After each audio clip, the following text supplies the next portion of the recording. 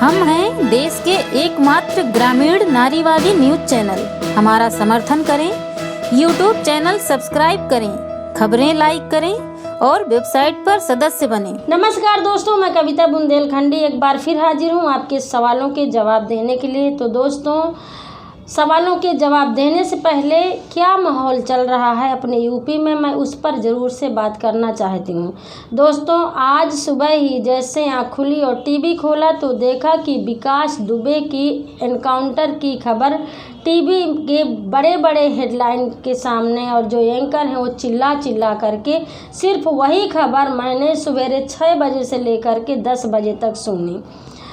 जिस तरह से ये माहौल अब यूपी का गर्मा गया है, एक तरफ है हिंसा, बलात्कार, मर्डर, आतंकवाद हावी है, दूसरी तरफ दोबारा से 3 दिन के लिए पूरा यूपी बंद होने जा रहा है। लॉकडाउन फिर से आज से 10 बजे रात से और 13 तारीख तक के लिए होने जा रहा है। ये दोनों खबर दिमाग को हिलाकर रख दी हैं। कानपुर का चर्चित केस, जहां पर विकास दुबे जो बहुत पुराना शातिर डकैत माना जाता है, और उसको पकड़ने के लिए जब पुलिस के जवान उसके घर में जाते हैं, वहां पर विकास दुबे 8 पुलिस वालों को गोलियों से भूंज करके बगी हो जाता है। उसको लेकर के पुलिस ने सीधे गोली मारने का आदेश दिया था। छानबीन के दौरान विकास दुबे नहीं मिला तो घटना में शामिल होने का नाम देकर विकास दुबे के भाई को एक दिन पहले मर्डर कर दिया जाता है, एनकाउंटर कर दिया जाता है। कल जो खबर मिली कि विकास दुबे कानपुर से जा कर के उज्जैन पहुंच गया था और वहां के प्रसिद्ध महाकाल मंदिर में पूजा के दौरान पकड़ा गया। जब वहां के पुजारियों ने पूछा कि आप कौन हो, तो उसने चिल्ला चिल्ला के अपना नाम विकास दुबे बताया। वहां से पुलिस जाती है, निहत्थे विकास दुबे को पकड़ कर लाती है, और जब ये मीडिया में खबर आती है तो चारों तरफ से सवाल उठने लगते हैं। कल से यही चर्चा थी कि पुलिस आखिरकार निहत्थे हाथ विकास दुबे को पकड़ने कैसे पहुंच गई। पहला सवाल ये भी उठा कि कानपुर से बॉर्डर को पार करके एमपी के उज्जैन कैसे विकास पहुंच गया, जहां पर इतने सारे राज्यों की पुलिस विकास दुबे को पकड़ने के लिए लगाई जाती है। 5 लाख का इनाम भी घोषित होता। बहुत अलग अलग तरह के सवाल कल से हो रहे थे, पक्ष भी इसमें बहुत सारे सवाल खड़े कर रहे थे। आज सवेरे की जो घटना सामने आई कि विकास दुबे को उज्जैन से लाते समय कानपुर के भौती नाम की जगह पर बताया जा रहा है कि गाड़ी पलट गई और विकास दुबे पुलिस के असलहे को लेकर के भागने लगा, और वहां पर एसटीएफ के जवानों ने उसको गोलियों से भून दिया। तो दोस्तों, इस एनकाउंटर और इस जो ये एक्सीडेंट का मामला बताया जा रहा है, ये कई तरह के सवाल को खड़ा करता। पहले बात तो मैं ये भी बोलना चाहती हूँ कि जब आप एक अपराधी को गिरफ्तार कर लेते हैं तो उसको गोलियों से मारने का भी खुलेआम सड़क में ये अधिकार शायद कानूनन भी नहीं है। और अगर ये निर्णय था, हमारी सरकार ने अगर आदेश भी दिया था तो तब दिया था जब वो पकड़ में नहीं आता। अगर विकास दुबे पकड़ में आ गया था तो आखिरकार वो उसको कोर्ट में पेश करना चाहिए। अगर वो बंदूक लेके भाग भी रहा था तो आप उसके ऐसी जगहों पर गोलियां मारते ताकि उसकी जान न जाती। ये एनकाउंटर के जो नियम है कि आप ऐसी जगह में गोली मारेंगे, पैर में मारेंगे, हाथ में मारेंगे, आप उसको घायल कर देंगे, लेकिन उससे जो सच्चाई कबूल करानी है वो तो सामने आना ही चाहिए। लेकिन कहीं ना कहीं जिस तरह के सवाल इस एनकाउंटर में उठ रहे हैं कि विकास दुबे के भाई का पहला एनकाउंटर, फिर विकास दुबे का एनकाउंटर, इसमें से सोशल मीडिया में जो मैं सुबह से सबकी पोस्टें पढ़ रही हूँ कि लोग ये भी कह रहे हैं कि बहुत बड़ा राज खुलने वाला था। हो सकता है कि कल जब विकास दुबे को गिरफ्तार किया गया और उससे गोपनीय तरीके से पूछताछ की गई होगी, जहां पर हो सकता है कि विकास दुबे ने कुछ राज खोले होंगे। उन राज्यों को छुपाने के लिए हो सकता है कि इस केस को इस तरह से गढ़ा गया कि विकास दुबे का सफाया ही कर दिया जाए। जिस तरह से एक जो आतंकवादी का नाम लोग दे रहे थे। मैं तो आतंकवादी ही बोलूँगी विकास दुबे को, क्योंकि मैं ये भी सोच रही थी कि विकास दुबे एक उच्च जाति का था, हिंदू था, इसलिए सरकार ने उसको हिस्ट्री सीटर घोषित किया था। अगर यहाँ पर कोई मुसलमान होता तो शायद सीधे हमारी सरकार आतंकवादी ही घोषित करती। खैर, बहुत बड़ा राज है इसमें। मैं फिर से यही कहूँगी कि इतने बड़े अपराधी को जिंदा मार करके आपने दफन कर दिया, लेकिन आपने अपराध को जिंदा बचा लिया। हो सकता है विकास दुबे जिंदा होता, कोर्ट में जाता, अपने बयान में कुछ राज खोलता। हो सकता है, या जिस तरह की चर्चा है, लोग कह रहे हैं कि हो सकता है कि विकास दुबे जिस तरह का एनकाउंटर किया है उसमें बड़े राजनेताओं का हाथ भी हो सकता है, बड़े अधिकारियों का हाथ भी हो सकता है, बहुत बड़ा राज भी खुल सकता था, लेकिन पूरे राज का दफन इस केस में कर दिया गया है। तो दोस्तों, विकास दुबे के एनकाउंटर को लेकर के आपके पास किस तरह के सवाल हैं? क्या आप खुश हैं, या आप भी ऐसे पर्दाफाश का इंतज़ार कर रहे थे जो विकास दुबे अपने गिरफ्तारी के बाद करने जा रहा था? क्योंकि बहुत सारे लोग थे जिन्होंने सोशल मीडिया में एक दिन पहले पोस्ट किया था, जब विकास दुबे गिरफ्तार हो गया था, उन्होंने कहा था कि वो एनकाउंटर में मारा जा सकता है। और बहुत सारे लोग जब वो मारा गया तो ये भी कह रहे हैं कि उनकी भविष्यवाणी सही हो गई है। तो आपकी क्या भविष्यवाणी थी? क्या आपकी भविष्यवाणी सही हुई है, या आपकी भविष्यवाणी में भी कुछ सवाल हैं? आप ज़रूर से मुझे बताइएगा। तो दोस्तों, अब मैं आपके सवालों के जवाब देना शुरू करती हूँ। एक खबर हमने चलाई थी जो बुंदेलखंड के बांदा जिला के तिनवारी क्षेत्र की थी। तिनवारी क्षेत्र के एक गांव के माँ बाप का आरोप था कि उनके बच्ची को उसके मामा ने बलात्कार किया है।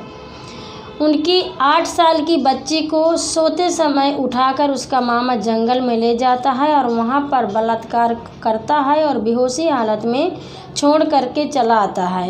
इस केस की रिपोर्टिंग हमने की और हमने अपने YouTube चैनल में डाली। इस केस को अब तक में 24,000 से ज़्यादा लोगों ने देखा है और लोगों ने बहुत निंदा की है। बहुत सारे इसमें सवाल आए हैं। इसका मैं एक सवाल पढ़ना चाहती हूँ। तो जो सवाल भेजने वाले हैं, जिनका नाम है पागल सोहन, लिखते हैं कि गलत काम करने वालों को गोली मार दो। सालों को पुलिस सिर्फ पूछताछ करती रहती है। 2-3 लोगों को अगर गोली मार दोगे फिर ऐसा काम कोई नहीं करेगा। जो आपने सवाल भेजा है और आपके सवाल में जिस तरह से गुस्सा दिख रहा है, वो कहीं ना कहीं ये गुस्सा जायज़ भी है। लेकिन मैं आपके सवाल और कमेंट से संतुष्ट नहीं हूँ, या मैं सहमत नहीं हूँ। मैं कभी नहीं चाहती कि किसी की हत्या के बदले हत्या की जाए या उसको गोली मारी जाए। ये हल नहीं होता है अपराध को समाप्त करने का। बहुत सारे एनकाउंटर हुए हैं, बहुत सारे लोगों को गोलियां मारी गई हैं। रेप के केस में फांसी भी हुई है, रेप के केस में। और अभी ताज़ा उदाहरण आपके सामने है कि जिस तरह से कानपुर का केस हुआ, पहले पुलिस वालों को मारा गया और फिर उस अपराधी का एनकाउंटर किया गया, उसके भाई का एनकाउंटर किया गया। इससे होता क्या है कि अपराध घटने के बजाय और भी बढ़ता जाता है। मुझे लगता है कानून को मजबूत होना पड़ेगा। कानून के हिसाब से अगर कानून काम करे, लोगों को सज़ा दे, कार्रवाई करे, तो किसी को गोली मारने की नौबत ही नहीं आएगी। आप विकास दुबे का ही ले लीजिए। पहले से जिस तरह से उसके ऊपर केस रहे हैं, उसने इतने सारी हत्याएं की है, उसका नाम हिस्ट्री सीटर में दर्ज किया गया है। अगर विकास दुबे जेल के अंदर होता तो शायद आज 8 पुलिस वालों की जान नहीं जाती, एनकाउंटर में नहीं मारा जाता। तो जब हमारे देश का कानून ही ढीला है, जब कानून ही ठीक से काम नहीं कर रहा है, तंत्र ही ठीक से काम नहीं कर रहे हैं, तो आप किनको गोली मारोगे? अपराधी चाहे बलात्कारी हो, चाहे हत्यारा हो, चाहे एक चोरी करने वाला हो, चाहे जिस भी स्तर का अपराधी हो, अगर कानून तुरंत में कार्रवाई करे, सज़ा दे, तो इस तरह की हत्याएं, बलात्कार के केस, मारपीट जैसे की घटनाएं कम हो सकती हैं। तो दोस्तों, एक खबर हमने ये भी खबर की ओर चलाई कि बुंदेलखंड एक्सप्रेसवे जो बन रहा है उसमें सरकार ने बहुत सारे किसानों की ज़मीन ले ली है और बहुत सारे ऐसे किसान भी हैं जिनके पास सिर्फ कमाने खाने के लिए 1 या 2 बीघा ज़मीन रही है, वो ज़मीन भी उनकी चली गई है, जिसके लिए अब वो पूरी तरह से निहत्थे हो गए। उनके पास ना तो रोज़गार के लिए कोई चारा बचा है, ना ही जो सरकार ने ज़मीन लिया है उसका मुआवजा भी अभी तक नहीं दिया गया है। इस खबर को बहुत लोगों ने देखा और इसकी भी लोगों ने निंदा की, सरकार की निंदा की है। बहुत सारे इसमें से सवाल आए हैं, मैं 1-2 सवालों को पढ़ना चाहती हूँ। तो जो पहला सवाल भेजते हैं इनका नाम है आनंद प्रजापति। आनंद प्रजापति जी लिखते हैं कि इस साल कोविड-19 का नाम देके उसका पैसा कहाँ जाएगा। यहाँ पर थोड़ी आपका सवाल स्पष्ट नहीं है लेकिन मैं पढ़ रही हूँ। और किसान ऐसे ही रह जाएगा, अगर पैसा अभी भी नहीं दिया तो काम रोक दो, बाद में काम कराना जब पैसा आ जाएगा। आनंद जी, आपके सवाल से मैं सहमत हूँ और मुझे भी ऐसे लगता है। पहली बात तो मैं ये कहना चाहूँगी कि सरकार इतनी बड़ी बड़ी योजनाएं ला करके अपना नाम कमाती है, लेकिन उसमें मारा जाता है ग्रामीण किसान मजदूर। और जब आप इतने सस्ते दाम में किसानों की ज़मीन को ख़रीदा है, लिया है, कई लोगों का तो बिना बताए ही उनकी ज़मीन में एक तरह से सरकार ने कब्जा ही कर लिया। जब हम इंटरव्यू कर रहे थे तो लोग यही बता रहे थे कि हमें तब मालूम पड़ा जब हमारे खेत में सरकार का कब्जा हो गया या जब वहाँ पर बुलडोज़र चलने लगा, और उसके बाद भी आप उन गरीब किसानों का पैसा भी नहीं दे रहे हो। इस तरह की मुसीबत महामारी पूरे देश में चल ही रही है। तो मुझे नहीं पता कि सरकार क्या करना चाहती है। सरकार के पास जब गरीबों को उनके खेती का मुआवजा देने के लिए पैसा नहीं है तो फिर वो काम क्यों लगवा रही है। इस तरह के लॉकडाउन में एक्सप्रेसवे में काम चालू रहा है, लोग परेशान हैं इसको लेकर के।